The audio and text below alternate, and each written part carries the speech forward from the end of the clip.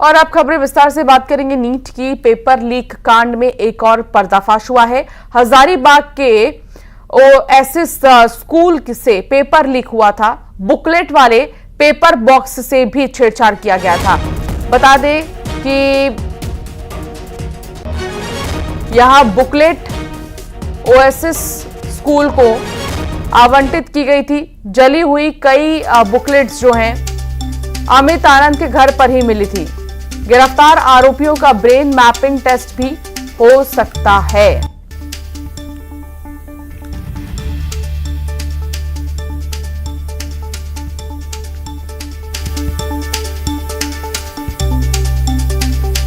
तो NEET paper leak कांड में एक और पर्दाफाश हुआ है और हजारीबाग के ओएसिस स्कूल से पेपर लीक हुआ था। बुकलेट्स वाले पेपर बॉक्स से भी छेड़छाड़ किया गया था।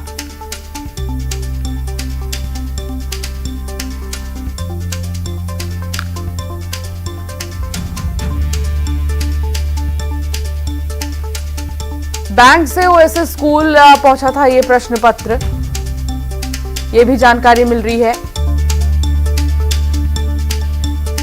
नीट पेपर लीक के तार पटना से जुड़े हैं और यहां पर जो है प्रश्न पत्र लीक करने का जो पूरा मामला है वो पटना से शुरू हुआ। हजारीबाग में पूरा प्लान किया गया और देखते ही देखते इसका नेटवर्क बहुत ज्यादा फैल गया।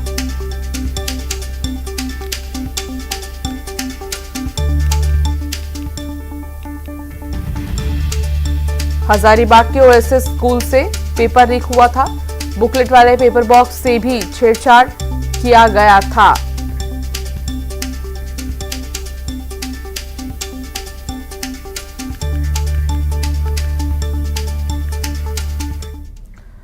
सूरजपुर में हाथियों की दहशत है। ग्रामीण के घर को नुकसान हाथियों ने पहुंचाया है।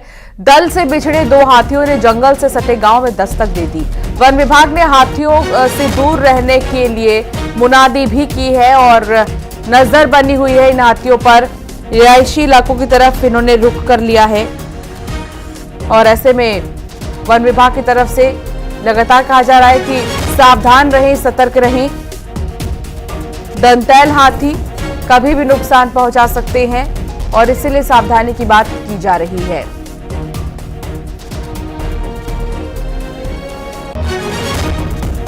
वरुण राय संवाददाता साथ जुड़ गए हैं। वरुण, हाथियों को लेकर क्या अपडेट?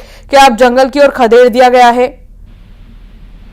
जी देखिए, ये पूरा क्षेत्र ही जो है ओरगी वन परिक्षेत्र, ये रिजर्व फॉरेस्ट सटा हुआ है। जहाँ रिजर्व फॉरेस्ट में तो बड़ी संख्या में हाथियों का दल मौजूद है, लेकिन कभी कभार देखने को मिलता है कि रिहायशी इलाकों में हाथी दल से बिछड़ के आते हैं। ऐसे में ये जो दो हाथी कल से जो भटक के गांव की ओर आ गए हैं, पासल गांव समेत दर्जन भर गांव है, जो लगातार वहां के ग्रामीणों में दहशत बना हुआ है। एक ग्रामीण के घर को भी नुकसान पहुंचा दिया गया।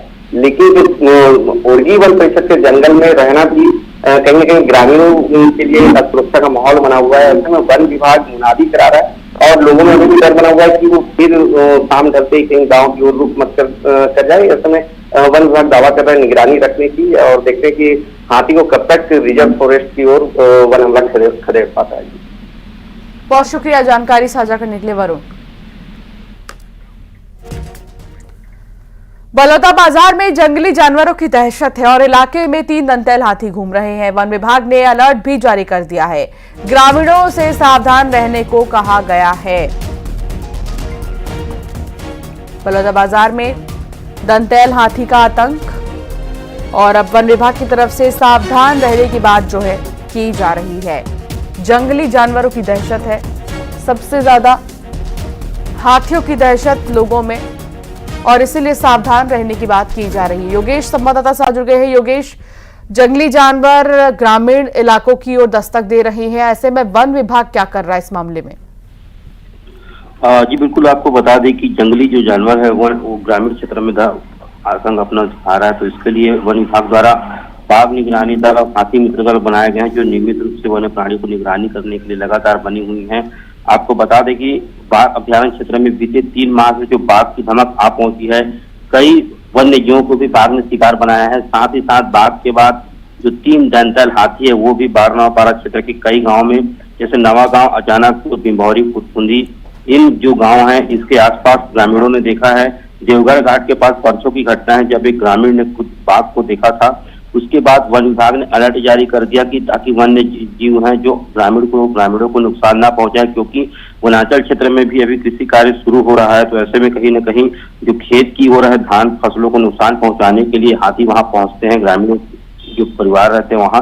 तो ऐसे में वन विभाग ने अलर्ट जारी किया कि आप अलर्ट रहिए और अगर किसी तरह की सूचना हो तो वन विभाग ने नंबर भी जारी किया, उस पर सूचना कर सकते हैं।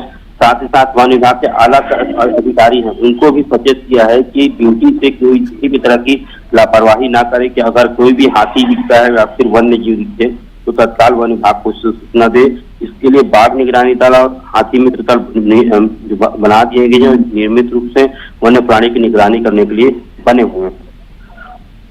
बहुत शुक्रिया जानकारी साझा करने के लिए योगेश।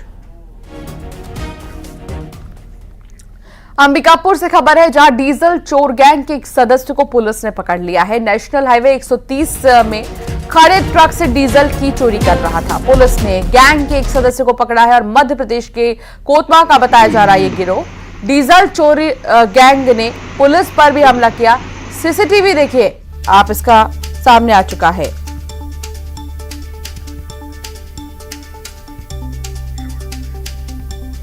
श्रवण महन संवाददाता साथ जुड़ गए हैं। श्रवण, डीजल चोर गैंग को लेकर क्या जानकारी, क्या गिरफ्तार करने का सिलसिला अभी भी जारी है?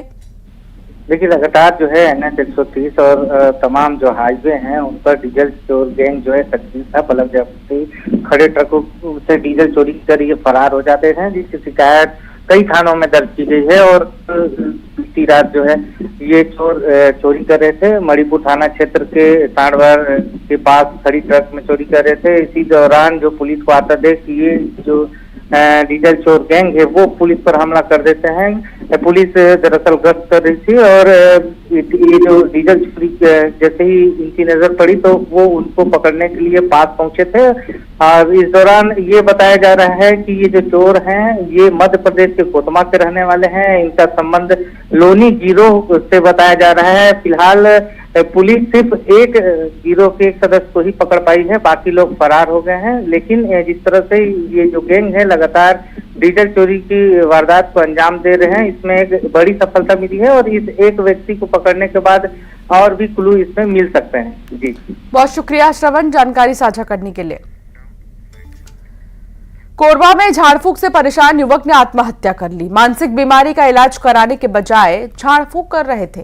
परेशान पीड़ित ने फांसी लगाकर खुदकुशी की है। उरगा थाना क्षेत्र के चिकनी पाली गांव की घटना है और युवक परेशान हो चुका था। उसे बीमारी थी लेकिन उसका इलाज कराने के बजाय झाड़फूंक किया जा रहा था, जिसकी वजह से वो काफी ज्यादा परेशान हो चुका था और उसने खुदकुशी कर ली।